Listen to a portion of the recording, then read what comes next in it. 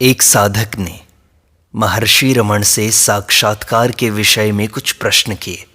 उसने पूछा कि महर्षि, श्रीमद् भगवद गीता में कहा है कि आत्मा का साक्षात्कार शुद्ध बुद्धि द्वारा तथा गुरु की सेवा द्वारा एवं खोज से करो। इनका सामंजस्य किस प्रकार संभव है? तब महर्षि ने कहा, ईश्वरो गुरुर आत्मेति। ईश्वर, गुरु तथा आत्मा एक ही है। जब तक तुम में दो का भाव है, द्वैत का भाव रहता है, तब तक तुम गुरु को पृथक मानकर उसकी खोज करते हो। तथापि वह तुम्हें सत्य का बोध देते हैं और तुमको अंतर्दृष्टि प्राप्त होती है। महर्षि, कृपया इस पर प्रकाश डालने की कृपा करें। मैं अकेला हूँ, मेरा कोई नहीं है, मैं किसी दूसरे का नहीं हूँ। मैं ऐसा कोई नहीं देखता जिसका मैं हूँ, कोई नहीं जो मेरा है। इस तरह का श्लोक अनेक शास्त्रों तथा पवित्र ग्रंथों में पाया जाता है, जैसे श्रीमद् भागवत महापुराण, महाभारत इत्यादि। आत्म साक्षात्कार के 11 अध्याय का भी यही भाव है। अहम, मैं केवल एक है, अहंकार भिन्न भिन्न है, वे केवल एक आत्मा में है। आत्मा अहंकारों से प्रभावित नहीं है। मैं केवल एक है, मैं ही सत्य है। शेष सब द्वैत के भाव का निषेध करने के लिए है। महर्षि, फिर साक्षात्कार कैसे संभव होता है? देखो, इसे समझो। पूर्ण आत्मा से अग्नि की तरह एक चिंगारी निकलती है। इस चिंगारी को अहंकार कहते हैं। अज्ञानी व्यक्ति का अहंकार जब उदय होता है तो किसी दृश्य से तादात्म्य कर लेता है, किसी वस्तु से तादात्म्य कर लेता है, जुड़ जाता है। उसने दृश्यों से जो तादात्म्य कर लिया है, उनसे वह अब स्वतंत्र नहीं रह सकता। यह तादात्म्य अज्ञान है, जिसका नाश करना ही हमारे समस्त प्रयासों का लक्ष्य है। यदि उसकी तादात्म्य की प्रवृत्ति को समाप्त कर दिया जाए तो वह शुद्ध रहता है और अपने मूल स्रोत आत्मा में विलीन हो जाता है।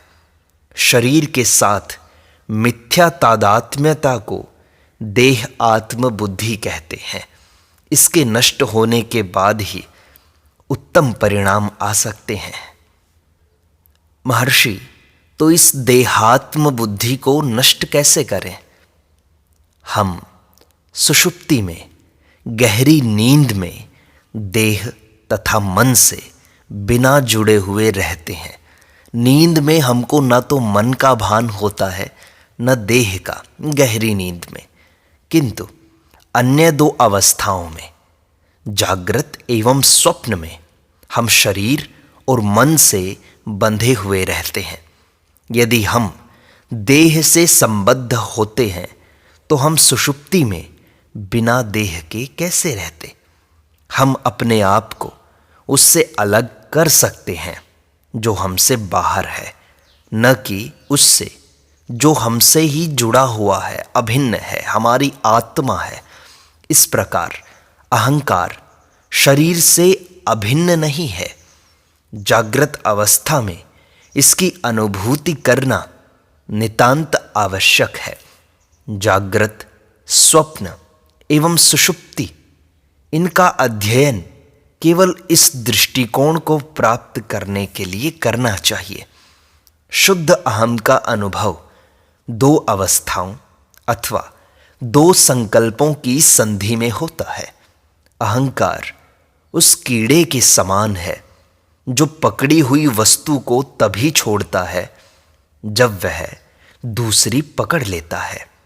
इसका वास्तविक स्वरूप तभी जाना जा सकता है जब इसका दृश्य पदार्थों एवं संकल्पों से संपर्क नहीं रहता है। अवस्था त्रय, जागृत, स्वप्न और सुषुप्ति, इनके अध्ययन से जो विश्वास पैदा हुआ है उससे इस संधि काल का अनुभव करो। महर्षि, साक्षात्कार और नींद, इनमें कुछ संबंध सा दिखाई देता है। महर्षि, फिर हम नींद में कैसे जाते हैं और फिर कैसे जाग जाते हैं पता नहीं लगता।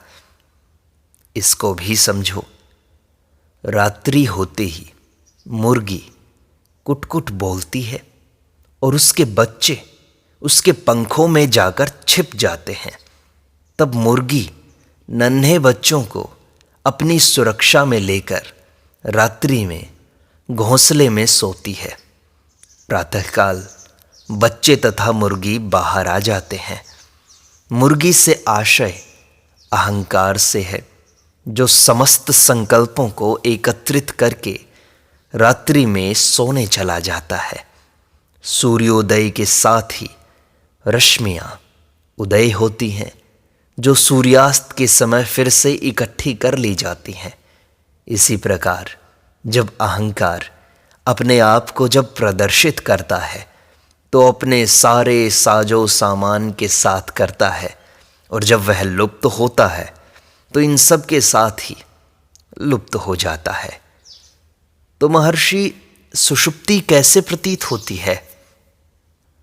बादलों से युक्त अंधेरी रात्रि में किसी भी वस्तु की ठीक ठीक प्रतीति नहीं हो सकती। वहां केवल घना अंधकार होता है। यद्यपि देखने वाला व्यक्ति अपने नेत्रों को खूब खुले रखता है। इसी प्रकार सुषुप्ति में दृष्टा केवल अज्ञान का साक्षी है।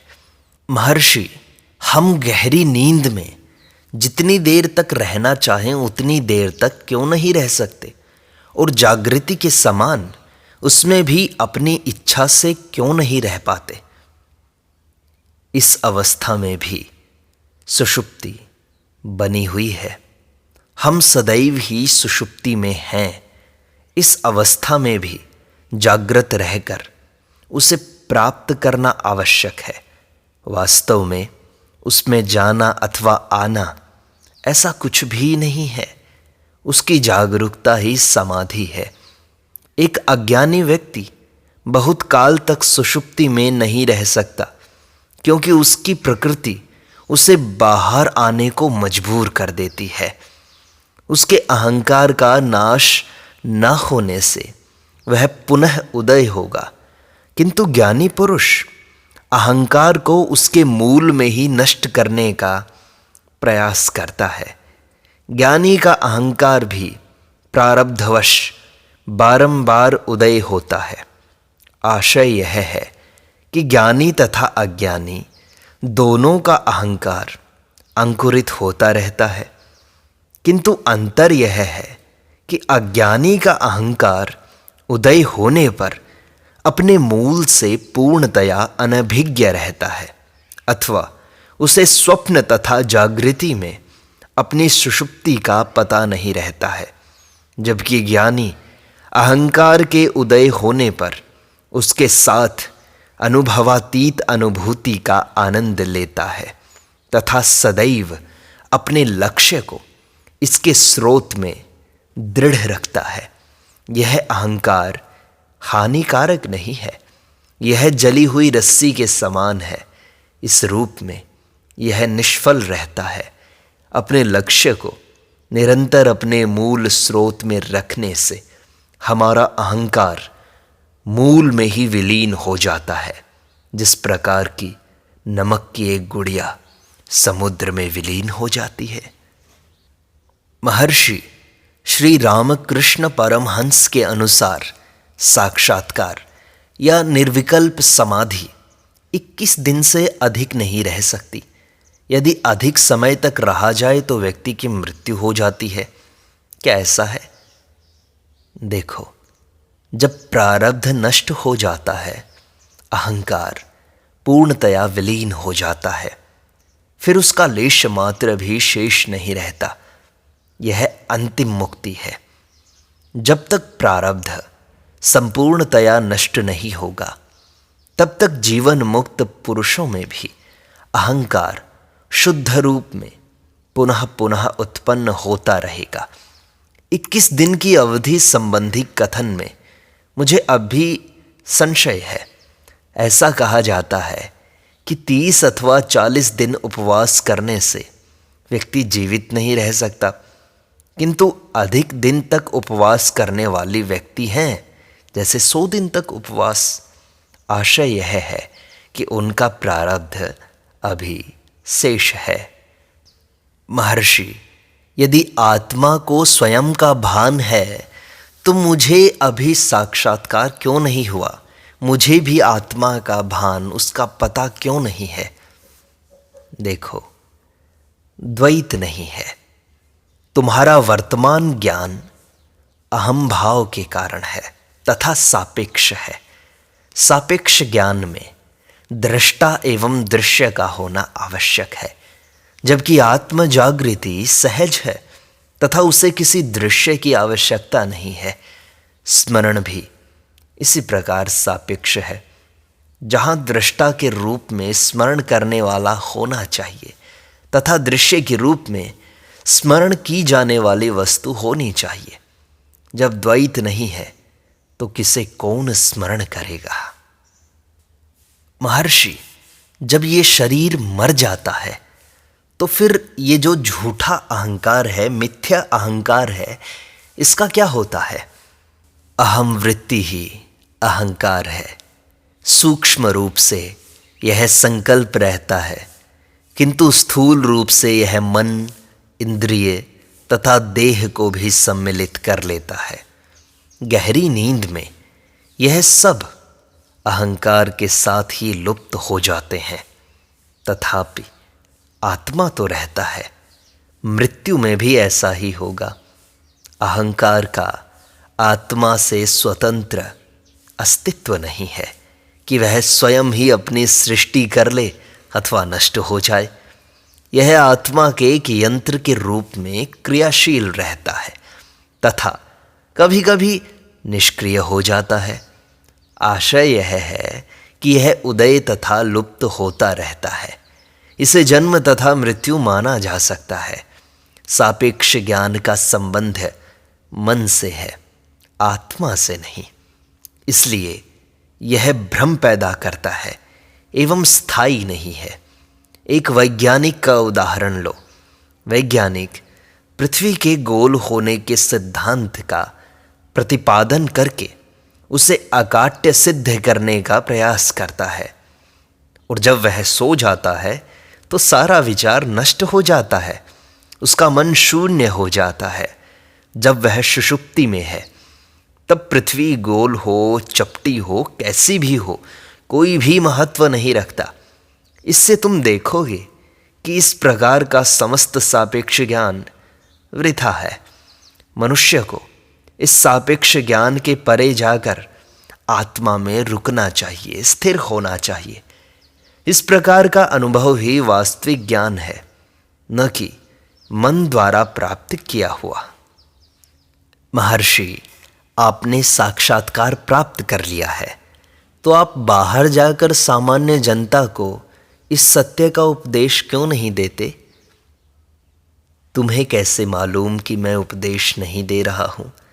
उपदेश का अर्थ क्या मंच पर जाकर जनता को प्रभावशाली भाषण देना है? उपदेश ज्ञान का संचार मात्र है। यह मौन से भी संभव है। 1 घंटा उग्र भाषण सुनने के बाद भी यदि कोई व्यक्ति उससे बिना प्रभावित हुए चला जाए और उसे जीवन में कोई परिवर्तन करने की एक भी प्रेरणा न मिले, तो क्या तुम कहोगे? उसकी तुलना में ऐसे व्यक्ति से करो जो एक पवित्र आत्मा की सन्निधि में बैठकर कुछ समय बाद जाता है, पर उसका जीवन के प्रति जो दृष्टिकोण है वह पूर्णतया बदल जाता है। तुम्हारे विचार में क्या उत्तम है, जोर से प्रभावहीन प्रचार करना या मौन बैठकर अपनी अंतःप्रज्ञा शक्ति से दूसरों को प्रभावित करना? देखो, वाणी का उदय किस प्रकार होता है। पहले अव्यक्त ज्ञान होता है, इससे अहंकार उदय होता है, जिससे संकल्प तथा शब्द साथ ही साथ उत्पन्न होते हैं। क्रम यह है, अव्यक्त ज्ञान, फिर अहंकार, फिर संकल्प और फिर शब्द। इस प्रकार शब्द मूल स्रोत के अव्यक्त ज्ञान के प्रपौत्र हुए। यदि शब्द परिणाम कर सकते हैं तो सोचो मौन के माध्यम से उपदेश कितना प्रभावशाली होगा। स्वयं निर्णय कर लो। महर्षि, हम साक्षात्कार के, आत्मा के, परमात्मा के, सत्य के बारे में खूब सुनते हैं, लेकिन सुनने के बाद भी संतोष नहीं होता। क्या करें? संस्कार नष्ट नहीं हुए हैं अभी। जब तक संस्कार निर्मूल न हो जाएं, तब तक संदेह तथा भ्रम हमेशा के लिए बने रहेंगे। समस्त प्रयासों का उद्देश्य संदेह तथा भ्रम का उन्मूलन करना है। ऐसा करने के लिए उनकी जड़ें काटनी होंगी। संस्कार ही इनकी जड़ें हैं। गुरु द्वारा निर्धारित साधना से संस्कार निष्फल हो जाते हैं। गुरु यह अभ्यास करना साधक पर छोड़ देता है, जिससे वह स्वयं यह जान ले कि अविद्या तथा अज्ञान है ही नहीं। इस सत्य की चर्चा की अवस्था को श्रवण कहते हैं। केवल यही दृढ़ नहीं होता, इसको दृढ़ करने के लिए मनन तथा निदिध्यासन का अभ्यास आवश्यक है। यह दोनों साधन वासनाओं के बीजों को भूनकर उन्हें नष्ट कर देते हैं, निष्फल कर देते हैं। कुछ असाधारण व्यक्ति सत्य के केवल एक बार श्रवण मात्र से दृढ़ ज्ञान प्राप्त कर लेते हैं, क्योंकि वे उच्च कोटि के साधक हैं, जबकि साधारण साधकों को दृढ़ ज्ञान प्राप्त करने के लिए अधिक समय की आवश्यकता पड़ती है। लोग पूछते हैं कि अविद्या का उदय हुआ ही कैसे? उनको हमारा उत्तर होगा, अविद्या कभी पैदा ही नहीं हुई। इसकी वास्तविक सत्ता ही नहीं है। जिसका अस्तित्व है वह तो केवल विद्या है, आत्मा है। तो महर्षि, मैं इसका अनुभव क्यों नहीं कर पाता? संस्कारों के कारण। तथापि यह मालूम करो कि कौन अनुभव नहीं करता और वह क्या अनुभव नहीं करता। तब यह स्पष्ट हो जाएगा कि अविद्या नहीं है। महर्षि, क्या आत्म साक्षात्कार के लिए गुरु आवश्यक है क्या? जब तक तुम आत्मा के साक्षात्कार के प्रयास में लगे हुए हो, गुरु आवश्यक है। गुरु तुम्हारी आत्मा ही तो है। गुरु को पूर्ण आत्मा मानो तथा अपने आप को व्यक्ति मानो।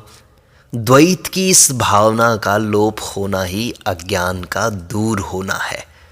जब तक तुम में द्वैत की भावना दृढ़ रहती है, तब तक गुरु आवश्यक है। चूंकि तुमने अपने आप को देह मान लिया है, इसलिए तुम गुरु को भी कोई देहधारी ही मानते हो। न तुम देह हो, न गुरु देह है। तुम आत्मा हो तथा गुरु भी वही है। जिसे तुम आत्म साक्षात्कार कहते हो, उसके लिए यह ज्ञान प्राप्त होता है। महर्षि, ये कैसे पता लगेगा कि अमुक व्यक्ति गुरु बनने लायक है? उसके सानिध्य में प्राप्त होने वाली मानसिक शांति तुम्हें बता देगी तथा उसके प्रति तुम में उत्पन्न होने वाली श्रद्धा तुम्हें बता देगी कि वह व्यक्ति गुरु होने के लायक है भी या नहीं। महर्षि, यदि गुरु अयोग्य हुआ तो उस शिष्य की क्या दशा होगी जिसको उन पर खूब श्रद्धा थी? हर एक की अपनी योग्यता के अनुसार ही दशा होगी। महर्षि, क्या सुषुप्ति आत्म साक्षात्कार है? यह आत्मा है। तुम साक्षात्कार की बात क्यों करते हो? क्या ऐसा एक भी क्षण है जब आत्मा का साक्षात नहीं हुआ? यदि ऐसा कोई क्षण होता तो दूसरे क्षण को साक्षात्कार का क्षण कहा जाना संभव होता। ऐसा कोई क्षण नहीं जब आत्मा न हो, अथवा जब आत्मा का साक्षात्कार न हो। उसके लिए सुषुप्ति को ही क्यों चुनते हो? इस समय भी तुम्हें आत्मा का साक्षात्कार है। बस आवश्यकता है तुम्हें अपने आप को खोजने की, ढूंढने की कि तुम वास्तव में कौन हो। जब तुम इसे खोज लोगे तब तुम्हें पता लगेगा कि साक्षात्कार तो हमेशा ही रहता है। आत्मा सदैव ही है, बस अज्ञान के कारण उस पर पर्दा ढका हुआ है। इसलिए अपनी आत्मा को खोज लो, तब ये सारे प्रश्न धुंधले हो जाएंगे, नष्ट हो जाएंगे। बस अभ्यास करो।